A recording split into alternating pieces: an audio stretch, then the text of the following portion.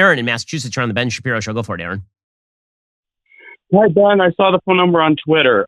So I'm not looking to argue or anything. I just have a hard time understanding when people say they want small government, but they want to make gay marriage illegal. Wouldn't it be smaller government to just let gay people get married, or is that something you want to be decided on the state level rather than the federal level?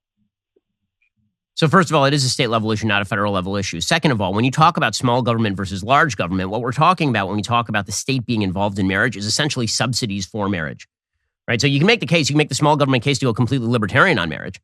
And I've heard that case, and I don't necessarily totally disagree with that, right? In some ways, I would prefer, in most ways, if the argument is going to be either the state subsidizes all marriages, gay and straight, or the state subsidizes no marriages, gay or straight, I would prefer the latter, because I don't think the government should be, if the government's not going to set a moral standard, I don't think the government should set a moral standard. And we can just go completely libertarian. If you're talking about which social relationships ought to be subsidized by government, my answer is the social relationships that ought to be subsidized by governments are the ones that produce children, and that would be man, women, baby. Right? So that is the answer to the question. As far as big government versus small government, first of all, I think that dichotomy is sometimes too rough, because I want big government when it comes to hardcore policing in crime-ridden areas. Is that big government? It's not libertarian. Right? I want the government to be able to make sure that crime does not rise in my area. That's not a small government policy. So I think that the question is correct use of government versus non-correct use of government. But if you're going to make a small, big government dichotomy, the question really should be whether the government should be involved in marriage at all. Now, when I say that gay marriage, I don't think that the government should subsidize that, or the government should, quote unquote, not legalize it. What I don't mean is that you're criminalized if you go to your local church and get a piece of paper. If you're two dudes and you go to your local Unitarian church and you get a piece of paper and you put it on your wall, is that a criminal activity? No. Should it be a criminal activity? No. But that's not the same thing as the state issuing you a license that says that you're a married couple using the same word that has been historically applied to a man and a woman, because the goal of society is to incentivize man, woman, children. Yeah, I could see you not subsidizing any marriage. That would seem probably fair. I think that the marriage... I mean, the only case in favor of subsidizing...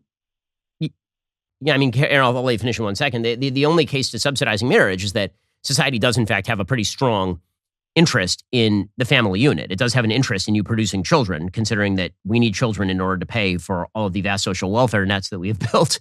And society does actually have an interest in providing a framework for monogamous male-female relationships. These are the foundation stone of any successful, durable society.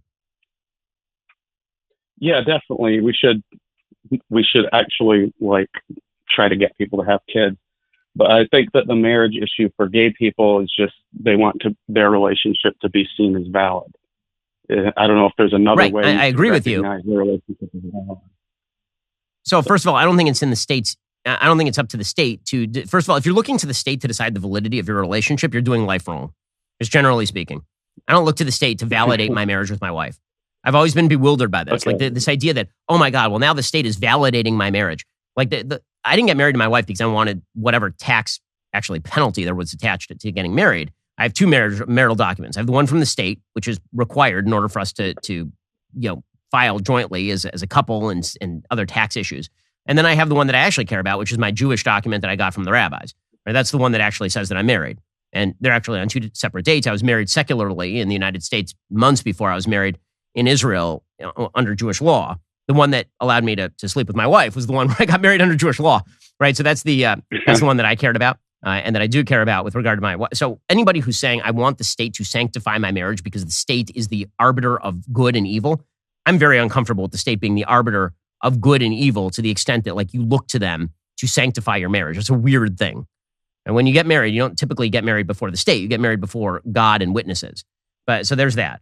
As far as the idea that the state should do that you actually verge on actual religious problems at that point. Because if the state is now an alternative to sanctification, like the state is now a sanctifying body, right, providing legitimacy, what you're really talking about now is the state as moral arbiter. Okay, fine. Well, if the state's going to be moral arbiter, then I get to make the countervailing case that the state only has an interest in monogamous male-female relationships. The state has no interest whatsoever in male-male, female-female relations because, again, no children are naturally produced from such relationships.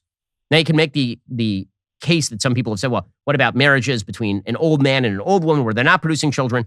Okay, that's saying that because not all cars are completely functional, that the definition of cars includes horses. That's not the same thing. Right? You can make the case that those relationships are of less value than young male, young female. That doesn't change the definition of male and female in the same way, obviously. Yeah, I think there's other benefits, like being able to make medical decisions and leaving the estate when you die. Is that something that you think you would let gay people do? Sure, why not? Why not? So first of all, I think you could always do that. You can sign a contract that allows you to do that. Right? I can sign a contract with my business partner that allows him to visit me in the hospital, and then I just convey it to the hospital. You can have civil unions. For 20 years in this country, civil unions were the way that thing. I mean, this was the argument. The argument started off as, don't prosecute us for things that we do in the privacy of our bedroom. And everybody in the United States is like, okay, fine. Because the truth is that long before Bowers versus Hardwick in 1989, long before Lawrence versus the gay Lawrence versus Texas, the sodomy case in 2000, long before that, sodomy laws had basically been unenforceable in the United States for like a very long time. They were on the books, but they really were not enforced, because how do you even enforce that, really? So those laws were largely going without enforcement. Most Americans were not in favor of enforcing such laws. Okay, then it was, we want civil unions so that we can visit our gay partners in the hospital. And everybody was kind of like, okay, fine, sure, fine. And then it went to, well, now we want marriage. We want it to be called exactly the same thing. And people went, wait, hold up a second. And then the Supreme Court overruled the people and said, okay, well, we're just going to do it anyway. And then it went to, and if you in your own life, in your business, do not sanctify our marriage, you are now a bigot. And that slide went really, really quickly. So I'm perfectly willing to say that anybody should be able to have anybody visit them in the hospital. I don't care. You should be able to will your property to whomever you want. I really don't care. It makes no difference to me. It's when you start setting a state standard for what marriage constitutes that I have to sound off. Because again, the argument that was constantly made about gay marriage is, how does my gay marriage affect your marriage? And the answer is, it doesn't. What does affect my marriage, and what affects every marriage, is the state's definition of marriage. Right? The state does a lot of things, and the state's activities affect everyone. I mean, we're all members of the society. You can make that argument out literally anything. On a completely different score, not morally equivalent in any way. You could easily say, back in 1840, if you were living in the South, how does my owning a slave bother you up in Massachusetts? And the answer is, well, when society sets rules about slavery, that says something about the entire society. Now, again, I'm not making any sort of equivalence between gay marriage and slavery, not even remotely the same thing. The point that I'm making is that societal rules are very different from the question of, how does someone's individual activity affect me on a personal level? Yeah. So if you want it to be, let's say, gay marriage illegal, does that not sound like Congress making laws with respect to establishment of religion? I'm not saying that it should be illegal. You should be able to do whatever you want in your state. I'm saying that the government does not have to give you a subsidy for purposes of a thing that has no societal, in which society has no interest. Society doesn't give you special tax benefits if you are living, quote unquote, in sin with a member of the opposite sex. Right? Like there are a lot of they're polygamous relationships. Is it up to the government to now sanctify those? Yeah. So if there was no subsidy and no tax breaks for being married, then gay marriage would be totally fine. Because that sounds reasonable to me. I mean, if there are no subsidies and no tax, you're asking two separate questions. One is, on a societal level, should people be able to go down to their local Unitarian church and get a document? You should be able to do whatever you want. I don't care.